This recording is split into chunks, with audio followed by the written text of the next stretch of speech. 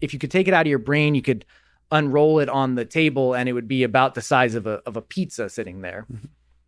And that's a module. It does certain things. It processes, as Yorgi Buzaki would say, it processes the what of what's going on around you. But you have another really crucial module that's called the hippocampus.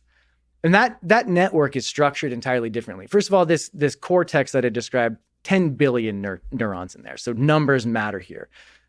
And they're organized in that sort of power law distribution where the probability of making a connection drops off as a power law in space. The hippocampus is another module that's important for understanding where you are, when you are, keeping track of your position in space and time. And that network is very much random. So the probability of making a connection, it almost doesn't even drop off as a function of distance. It's the same probability that you'll make it here to over there.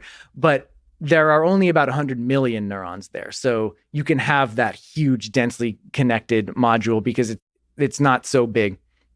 And the neocortex, or the cortex, and the hippocampus, they talk to each other constantly.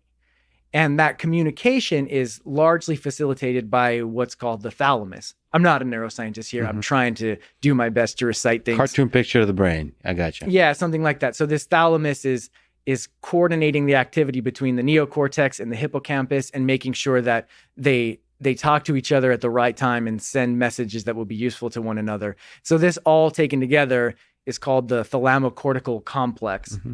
And it seems like building something like that is going to be crucial to capturing the types of activity we're looking for, because those responsibilities, those separate modules, they do different things. That's got to be central to achieving these states of efficient information integration across space and time.